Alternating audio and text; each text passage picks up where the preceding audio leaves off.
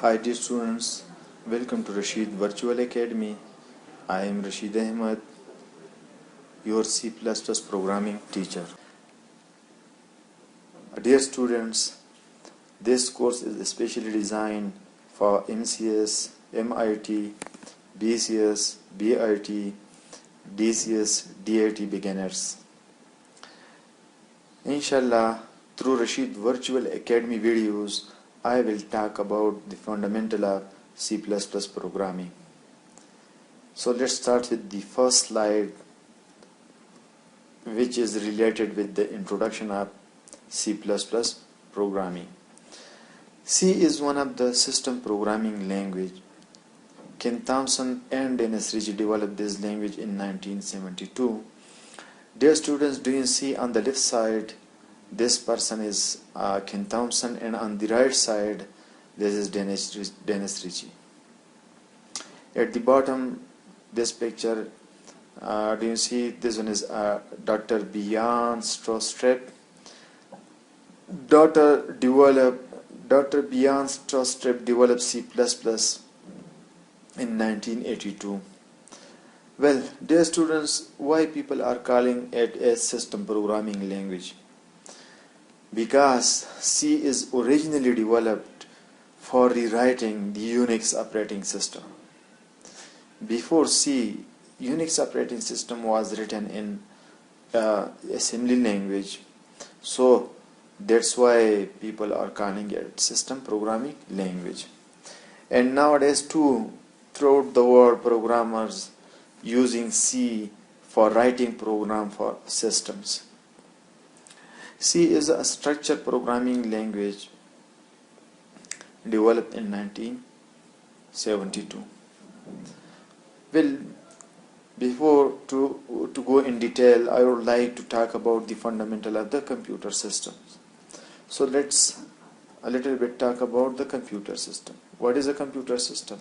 How the computer system works, etc. Well, a computer is an electronic machine which receives data and converts it into information. Dear students, this process, this conversion process needs some kind of software. So it means that the computer system using programs for the conversion of data into information. Program. What is a program? Program is the collection of statements or instructions. So these instructions are written by the programmer in any computer language. Most of the languages are used throughout the world by people for writing programs for problem solving or for system. Well, it would be better to talk a little bit about the programming languages. A language is defined as a medium of communication between two persons. The first bullet indicates human natural language. Human natural language means English language, Urdu language, French language, etc. These languages are used for communication between two persons.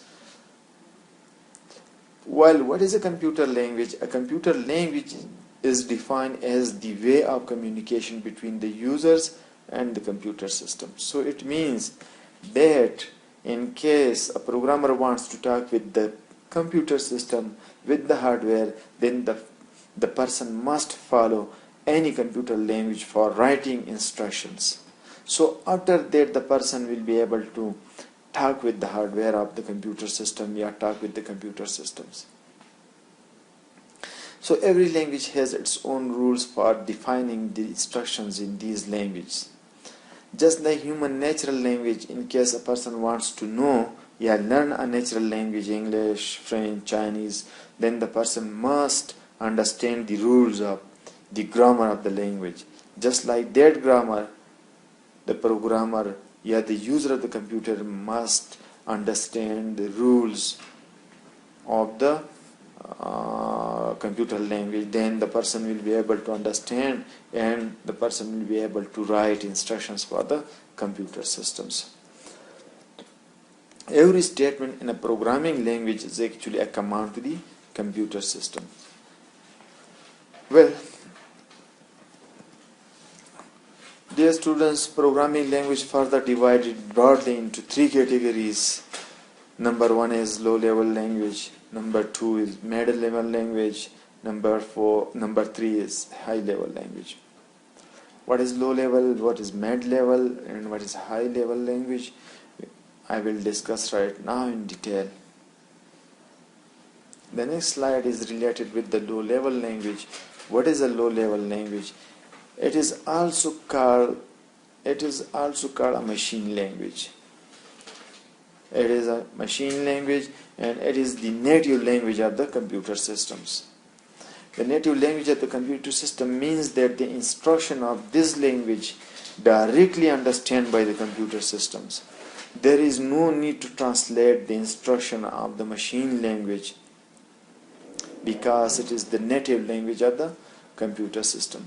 Dear students, do you see, these are on the left side of this table, these are the machine instructions, and on the right side the machine operations. For example, you are going to write a program for a bulb, electricity bulb. So for stopping, turn bulb fully on, you will code as like 00001, and in case you are going to turn bulb fully off, then you will use 00010. So on. Dear students, machine language is too difficult to remember. So that's why the programmer or the computer engineer developed another language, and that language is called mid-level language.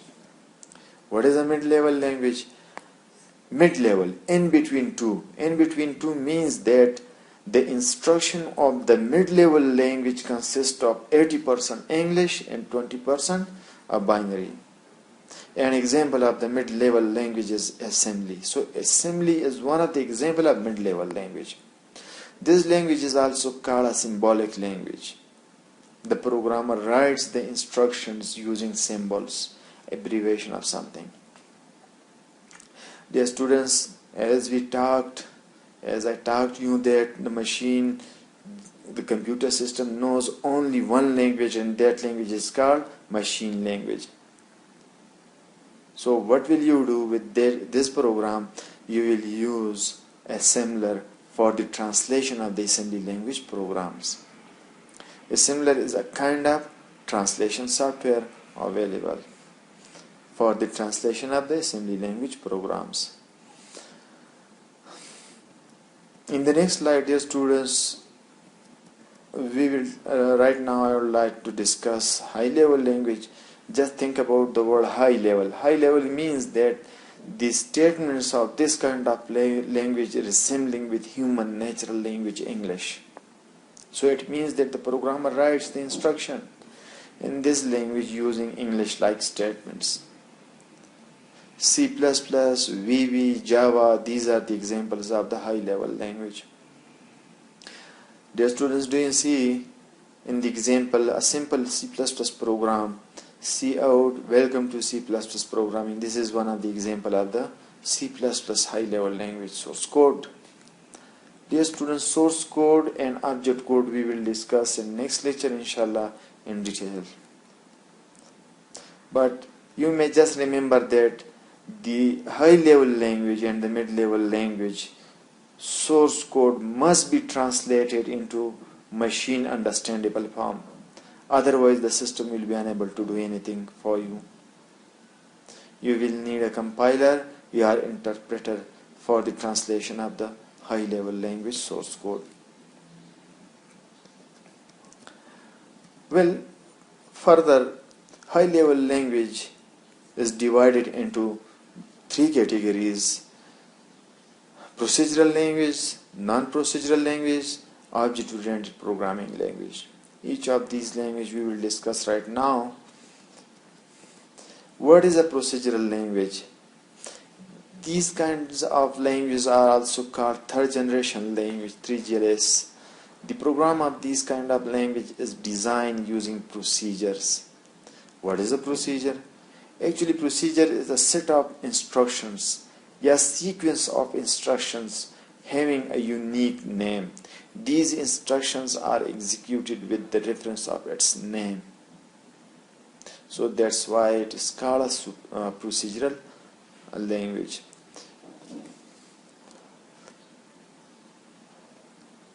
Example of the procedural language is Pascal, Fortran, COBOL, etc. High-level language. Another example of the high-level language, the second category of the high-level language is non-procedural language. Dear students, in non-procedural language, there is no need to write the instruction in a sequence. There is no need to write the instruction in order. So, in non-procedural programming language, the order of the program instruction is not necessary. The users or programmers write in English-like instructions to retrieve data from the databases. Example of this kind of language is RPG, report program generator, and SQL structure query language. These languages, SQL is specially used for retrieving data from the databases. In these kind of languages, there is no need to write the instruction in order. You may just write the instructions and the instruction will work fine. Well, the third category of the object-oriented programming language is the most popular and famous for development of software is the object-oriented programming technique. Object-oriented programming introduced in the late 60s. In object-oriented programming, a program is designed using objects. In this kind of language, a whole system is divided into a set of objects. Example of these kinds of languages are C++, Java, Visual Basic, etc. Dear students, here you may just note the most important point that any computer language that consists especially inheritance, encapsulation, abstractions, and polymorphism, then you may call that language as object-oriented programming language. C++, Java, these languages are examples of the object-oriented programming language. Reusability, inheritance, all these facilities are available in the object-oriented programming language. Well, dear students, before to write programs in any high-level language, I would like to talk about the IDE of the language. What is IDE? IDE stands for Integrated Development Environment. It is an environment in which you will be able to see menus, buttons, text area, document area, scroll bar, toolbar, etc. It means that the programmer can easily save the file, run the file, compile the file, execute the file, etc. So IDE stands for Integrated Development Environment. IDE provides the compiler and editor along with some other options, menus all together. The C++ IDE, most versions of the C++ provide their own IDE, Integrated Development Environment. In IDE we find editor for writing programs. Editor for writing program. It means that you will be able to write the instruction of the C++. You will be able to debug. Debug means removing error from the source code of the C++. So all these things you will do inside an editor of the C++. IDE also provides menus, shortcuts to perform different actions on the program like compiling it, running it, etc.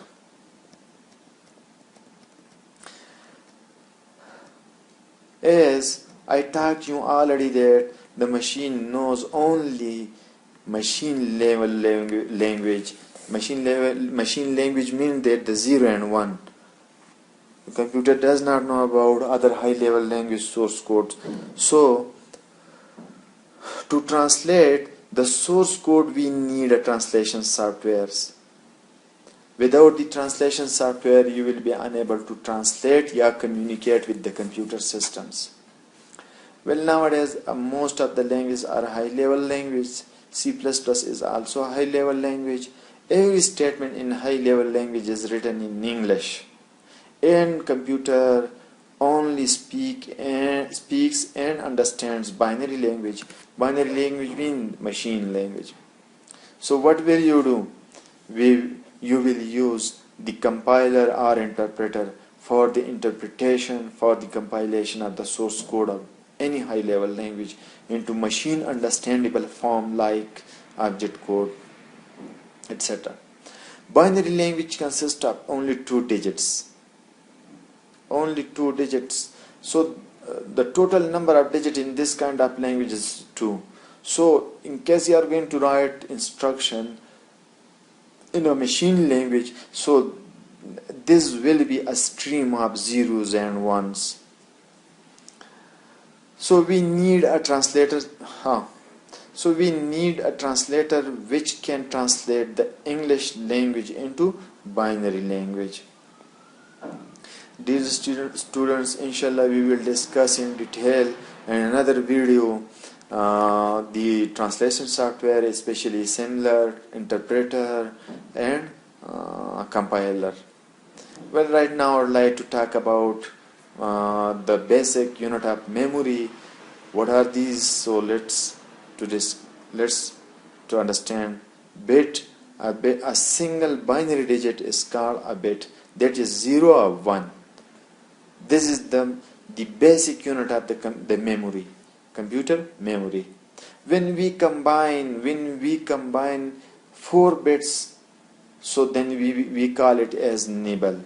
So what is nibble? Nibble collection of 4 bits is called nibble. Graphically, right now I will explain it. You will easily understand. What is byte? The collection of 8 bits. So it means the combination, the collection of 8 bits is called byte. Each byte in the computer system memory represent a character or some kind of value. Dear students, concentrate on this slide. Do you see 1 bit, 2nd bit, 3rd bit, 4 bit? Do you see? Collection of what? 4 bit is called nibble. Now 5th, 6th bit, 7 bit, 8 bit, and now do you see byte? So 8 bit collection is called, the 8 bits collection is called byte, and each byte, as I taught you, that it represents any value, any character inside the computer memory, any character or symbols. Some other units of the memory, computer memory is, but we discussed already. A binary digit is logical 0 and 1 representing a passive or an active state of a component in an electric circuit. So 0 mean that of the machine, the device, the component of the system, while 1 means on the component, the on state, the active state of the system, component or system. Just like a button, on off, 0 and 1, we are using nibble. A group of 4 bits is called nibble. Collection, we discussed already this. Byte, a group of 8 bits is called byte. A byte is the smallest unit which can represent a data item or a characters. What is a word? A computer word like a byte is a group of fixed number of bits processed as a unit which varies from computer to computer but is fixed for each computer.